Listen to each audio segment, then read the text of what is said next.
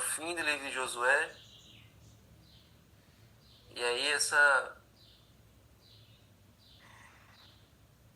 nós acreditamos que quem escreveu o livro de Josué provavelmente não foi ele mesmo, mas já foi outra pessoa, um outro, um outro cronista, uma outra pessoa que escreveu aí essas partes finais do livro. Ou melhor, acho que o livro todo foi escrito por outra pessoa. E aí, ó, quando nós chegamos no capítulo 24, a partir do verso 29, nós temos aí a descrição da morte de Josué e o epílogo do livro, né? O encerramento do livro. Que diz assim: depois dessas coisas, Josué, filho de Num, servo do Senhor, que depois dessas coisas, quais coisas? Depois de ter feito aquele discurso para o povo de Israel, aquele último discurso, aquelas últimas palavras. Ele morreu com 110 anos e foi sepultado na sua própria herança, em Timnat-Sera, que fica na região montanhosa de Efraim, para o norte do Monte Gaás. Israel serviu o Senhor todos os dias de Josué e todos os dias dos anciãos que ainda sobreviveram por muito tempo depois de Josué e que sabiam de todas as coisas, de todas as obras que o Senhor tinha feito por Israel. E os ossos de José, que os filhos de Israel trouxeram do Egito, foram sepultados em Siquém, naquela parte do campo que Jacó havia comprado dos filhos de Amor, pai de Siquém, por 100 peças de prata, e que veio a ser a herança dos filhos de José. Morreu também Eleazar, filho de Arão, e o sepultaram em Gibeá, cidade que pertencia a Finés, seu filho, que lhe tinha sido dada na região montanhosa de Efraim. Então esse é o encerramento do livro, mostrando que os líderes mais antigos agora estavam morrendo, né? E os cadáveres deles, né, os corpos deles estavam sendo enterrados nas possessões deles. Aqui a lição ela traz uma explicação, um comentário interessante de que não havia mais necessidade de ficar vagando. Agora cada um enterrava seus líderes na sua terra, na sua posse, no seu território. No período do êxodo é que eles tiveram que carregar os ossos de José por 40 anos pelo deserto até chegar em Canaã. E aí, quando chegaram em Canaã, os ossos de José foram sepultados na terra de Siquém. E os corpos de Abraão e Sara foram sepultados em Macpela. Acho que juntamente com Jacó e com Isaac também foram sepultados ali. Só José que foi sepultado ali em Siquém, que foi um território que Jacó comprou. E aí, esse final do livro é um final sóbrio. É um final que não é tão emocionante quanto o final do Deuteronômio. E o final do Deuteronômio, quando Moisés morre, a gente termina aquele livro feliz. A gente termina aquele livro com a certeza de que o povo de Israel está em boas mãos. Morreu Moisés, mas agora tem Josué e ainda tem um desdobramento. Moisés morre, mas o povo tem um novo líder e também tem um novo objetivo. Que agora o objetivo era conquistar Canaã. Então, agora com a morte de Josué, é bem diferente da morte de Moisés por alguns motivos. Porque agora não tem um novo líder e o povo não tem mais um objetivo. Agora estão estabelecidos, eles estão instalados na terra deles. E agora, qual é a nova. Qual é o novo passo? Qual é o novo caminho? Qual é o novo desdobramento dessa história? Agora nós estamos acomodados, nós estamos aqui, não tem mais um novo o plano, um novo traçado para o povo de Israel seguir. Então agora ficou nessa. O povo sem um novo líder, porque por incrível que pareça, Josué foi um grande líder, mas ele não formou outro líder. Essa foi uma discussão que a gente ficou aqui em casa pensando. Como é que Josué, que é foi um líder tão bom, tão humilde, tão preparado, como é que ele não deixou uma outra pessoa na liderança? A gente sempre ouve falar que um líder ele forma outro líder. Um ancião ele precisa discipular outra pessoa para substituí-lo depois de um ano de, de ministério.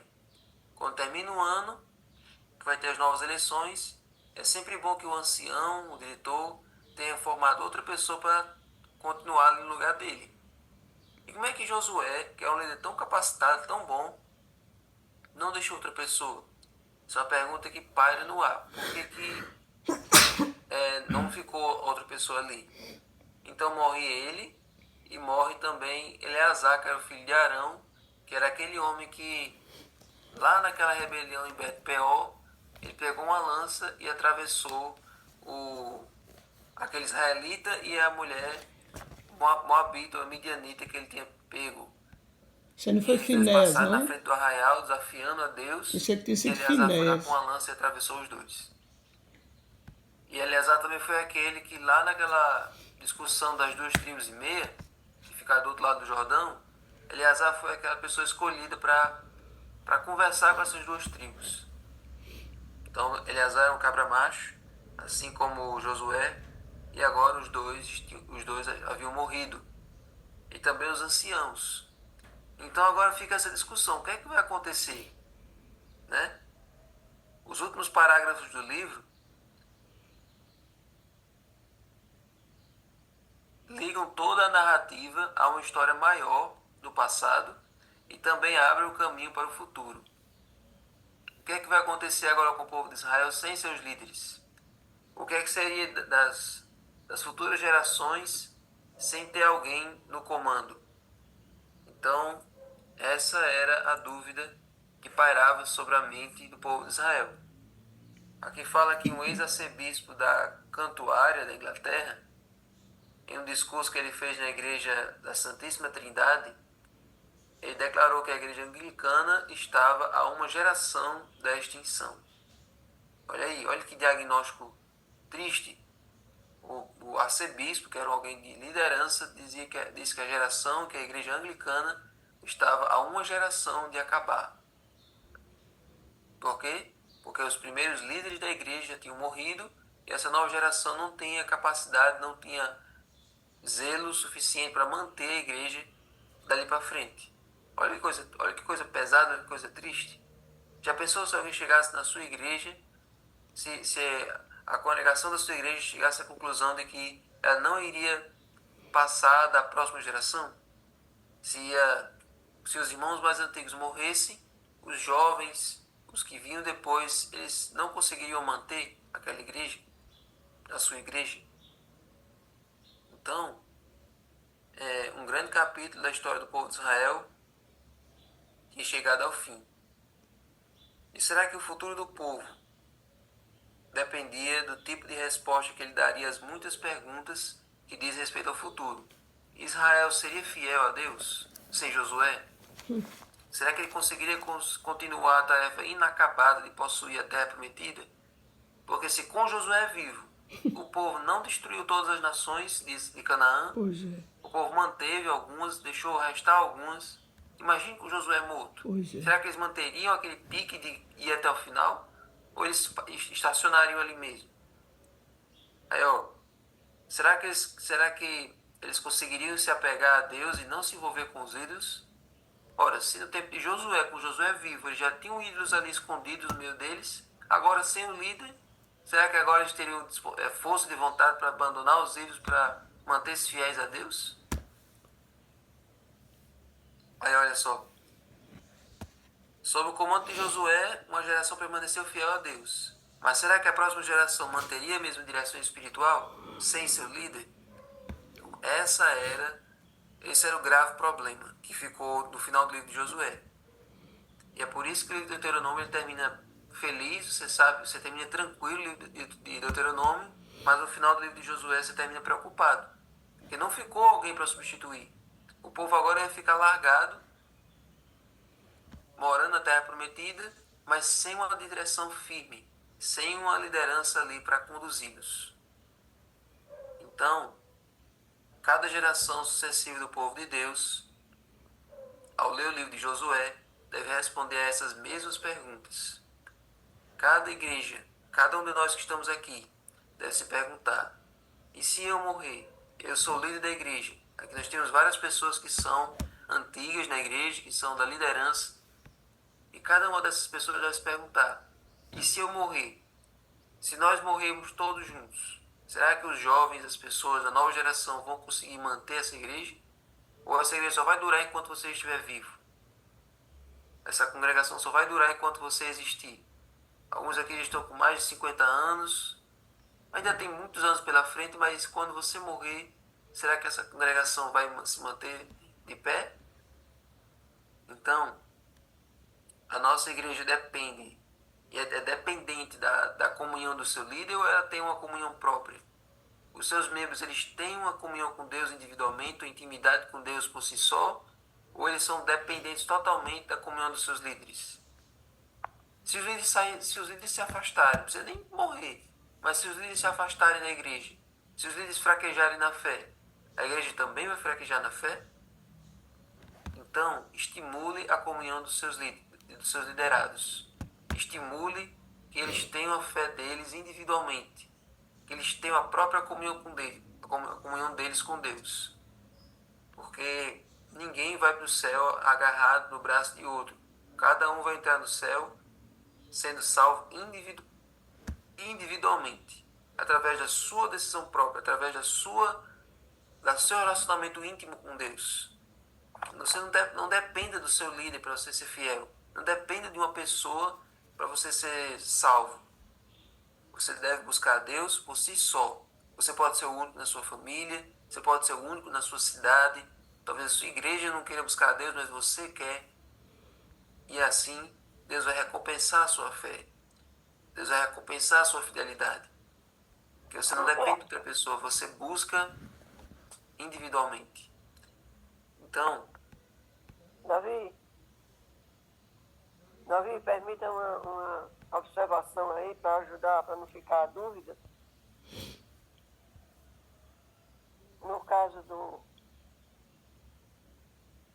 homem e aquela medianita, aquela mulher, e no caso do altar, das 2 tribos e meia, o cara que foi lá e fez justiça foi Finéias. O cara que traspassou o homem e a mulher com a lança foi Finéias. E o cara escolhido as 9 tribos e meia para ir contra as 2 e meia também é Finéias. Só corrigindo, porque você disse que era Eleazar, mas é Finéias, viu? Está em Josué 22, verso 13. Ele era filho de Eleazar, né? Mas foi Finéias, viu? Os irmãos perceberam aí, mas porque às vezes a gente vai falando e é bom a gente ajudar. que seja.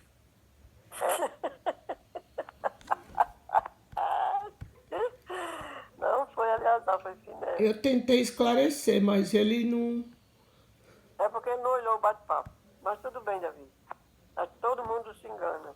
E fala palavras, o nome de um em cima do outro.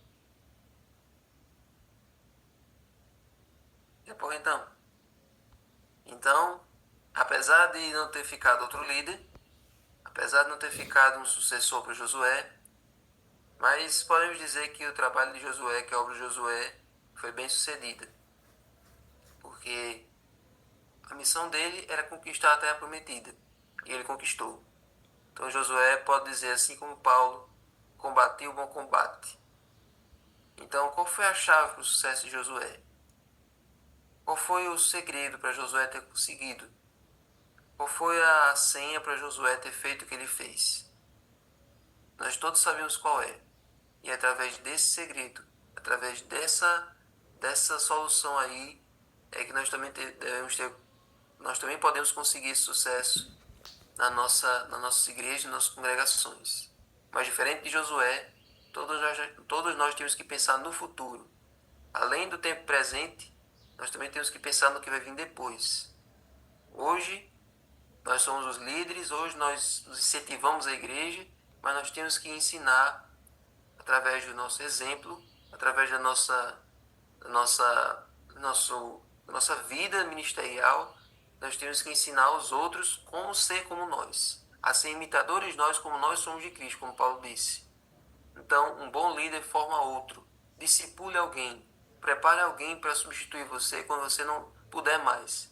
E possa ser que você tenha algum problema de saúde, pode ser que você envelheça, pode ser que você morra. E é sempre bom ter alguém para manter a tocha que você carregou até aqui. Então, que essa possa ser a nossa resolução hoje. Senhor Deus, muito obrigado, Senhor, pela vida de Josué. Muito obrigado, Senhor, pelos exemplos de coragem, de fidelidade que ele teve. Alguém que conduziu o barco depois que Moisés morreu e agora entregou, que completou a missão que Deus lhe deu, conquistou a terra prometida. Mas, Senhor, nos ajuda a aprender com eles, a aprender com Josué, o segredo, Senhor, para cumprirmos a tua obra, mas também aprendemos com eles, Senhor, que nós devemos deixar outra pessoa também continuar a obra que nós começamos. E o Senhor nos ajude, Senhor, a discipular alguém, a formar alguém para manter a mesma atividade que nós começamos. O Senhor deseja isso, para que a obra continue, para que a igreja não feche, como aconteceu com essa igreja anglicana. Que nós possamos, Senhor, cumprir o teu chamado e ensinar outros também a fazer o mesmo. Agora abençoa o estudo do livro, dá-nos um bom dia, um bom Natal, em nome de Jesus. Amém. Amém. Quem for ler o livro,